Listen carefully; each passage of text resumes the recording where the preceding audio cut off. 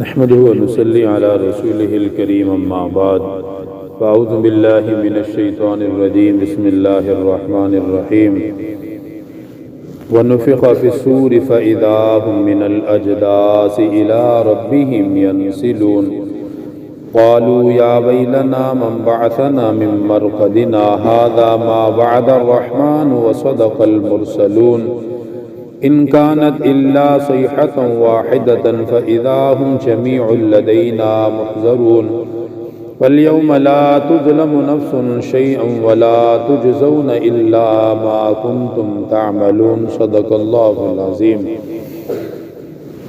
ماقبل آیات مبارکہ میں اللہ سبحانہ و تعالی نے یہ مضمون ارشاد فرمایا کہ یہ لوگ سوال کرتے ہیں قیامت کا دن کب آئے گا، جس کا وعدہ قرآن میں کیا جا رہا ہے وہ کب آئے گا، کس سال میں آئے گا۔ اس کا جواب دیا کہ قیامت ان قریب آنے والی ہے، اور جب قیامت آئے گی تو پھر کوئی کسی کو وصیت کرنا چاہے تو وصیت نہیں کر پائے گا، پھر مرنے کے بعد انسان اپنے گھر واپس آنا چاہے تو واپس بھی نہیں آ سکے گا۔ قیامت کا جو منظر ہے وہ اس طرح ہے، وَنُفِخَ فِي الصُّورِ، فرمایا جب سور پھونکا جائے گا، فَإِذَا هُم مِّنَ الْأَجْدَاثِ إِلَىٰ رَبِّهِمْ يَنْسِلُونَ، پھر تبھی وہ اپنی قبروں سے اپنے رب کی طرف تیزی کے ساتھ چلیں گے، نکل کر اپنی قبروں سے نکلیں گے مردے، اور نکلنے کے بعد اپنے رب کی طرف وہ بڑھیں گے اور تیز قدموں کے ساتھ چلیں گے۔ قبریں کھولی جائیں گی قیامت کے دن۔ پہلی مرتبہ جب سور پھونکا جائے گا، 2 مرتبہ سور پھونکنے کا معاملہ ہوگا، اور سور پھونکنے کا کام حضرت اسرافیل علیہ السلام کے ذمہ ہے۔ انہوں نے اپنے منہ کے اندر وہ سور پھونکنے والی چیز جو ایک سینگ کی طرح ہے اپنے منہ میں اس کو ڈالا ہوا ہے۔ جیسے ہی اللہ پاک کا حکم ملے گا وہ سور پھونکیں گے، اور یہ پہلی مرتبہ سور پھونکنا ہوگا۔ جب پہلی مرتبہ سور پھونکیں گے تو ساری کائنات میں موت واقع ہوگی، زمین پوری کی پوری خالی ہوگی، اس پہ جتنے بھی انسان، جنات اور جانور، کوئی بھی مخلوق جس کے اندر زندگی ہے، پہلی مرتبہ سور پھونکنے سے سب پر موت طاری ہو جائے گی، کوئی بھی زندہ نہیں رہے گا۔ پھر اس کے بعد دوسری مرتبہ سور پھونکا جائے گا، پھر سارے مردے دوبارہ زندہ ہوں گے، جو اس سور کی پھونکنے کی وجہ سے مرے تھے وہ بھی زندہ ہوں گے، اور جو اپنی قبروں میں ہزاروں سال سے ہیں ان کو بھی زندہ کیا جائے گا، جن کی ہڈیاں بوسیدہ ہو گئی انہیں بھی دوسری مرتبہ سور پھونک کر زندہ کیا جائے گا۔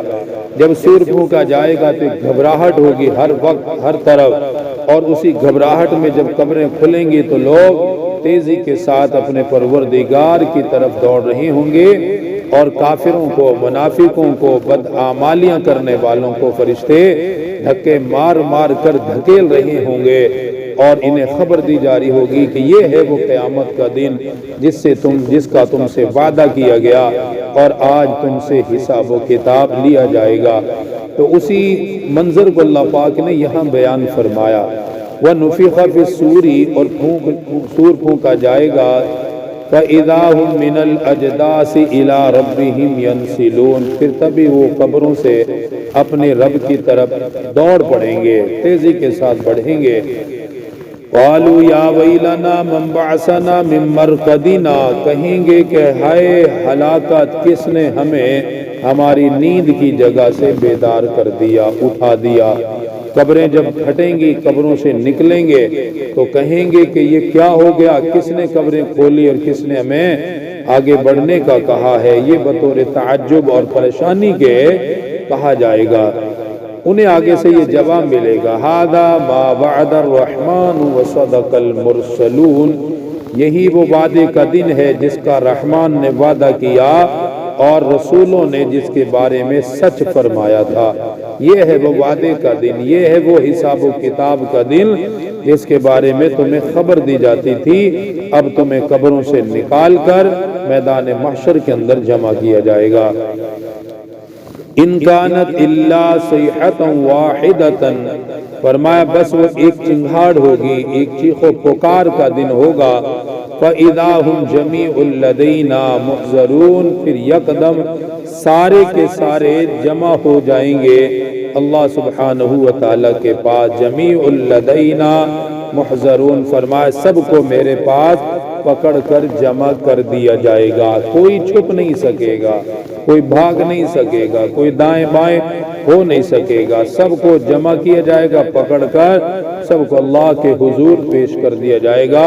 اللہ سبحانہ و تعالیٰ پھر انسان سے اس کے اعمال کا حساب لے گا، اس لیے فرمایا فَالْيَوْمَ لَا تُظْلَمُ نَفْسٌ شَيْئًا۔ پھر وہ قیامت کے بارے میں فرمایا پھر آج کے دن کسی بھی نفس پر کوئی ظلم نہیں ہوگا۔ قیامت کا جو دن ہے وہ پورے عدل پر قائم ہوگا، انصاف پر قائم ہوگا، ایسا عدل ہوگا ایک ذرے کے برابر کسی پر کوئی زیادتی نہیں ہوگی کہ کسی نے کوئی عمل کیا اس کا بدلہ نہ ملے، ایسا نہیں ہو سکتا، یا کسی نے کوئی برائی نہیں کی اس کی سزا اسے ملے، ایسا نہیں ہوگا۔ پورا عدل ہوگا، پورا انصاف ہوگا، بلکہ اللہ تعالیٰ کی طرف سے تو یہ کرم کا معاملہ ہوگا کہ انسان کی برائیاں تو اللہ معاف فرما سکتا ہے کہ معاف کر دے اپنی مہربانی سے، کہ معافی دے دے، کسی کی نیکی موجود ہو اس کا اجر نہ دے، ایسا نہیں ہوگا۔ اللہ تعالیٰ اجر پورا پورا ہی دے گا، پھر معافی کا بھی اللہ تعالیٰ اعلان فرمائے گا۔ اس لیے فرمایا فَالْيَوْمَ لَا تُظْلَمُ نَفْسٌ شَيْئًا، پھر آج کے دن کسی جان پر کوئی ظلم نہیں ہوگا۔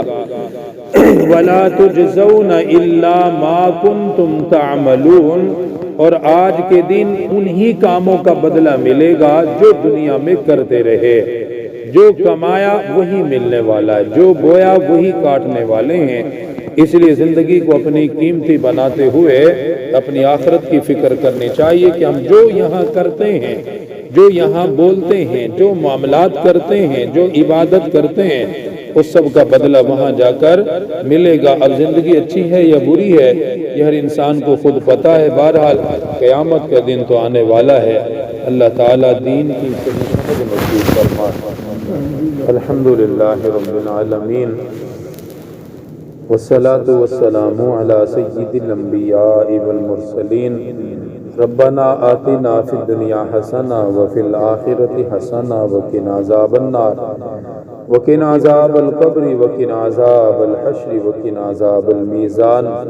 رب اغفر لی ولوالدی وللمؤمنین یوم یقوم الحساب۔ اللہم انی اسألک الہدی والتقی والعفاف والغنی۔ اللہم انی اسألک الجنۃ واعوذ بک من النار۔ یا اللہ تمام بیماروں کو شفاء کاملہ عاجلہ مستمرہ نصیب فرما، گھروں میں ہیں، ہسپتالوں میں ہیں، جہاں بھی ہیں سب کے ساتھ خیر اور عافیت کا معاملہ فرما۔ ہمارے نمازی عبید صاحب ان کے اہلیہ ہاسپٹل میں ہے، آج شاید ان کا آپریشن ہے، یا اللہ آسانی کا معاملہ فرما، خیر اور عافیت کا معاملہ فرما، اپنی خصوصی مہربانی اور کرم کا معاملہ فرما۔ صلی اللہ تعالی علی رسول خیر خلقہ محمد۔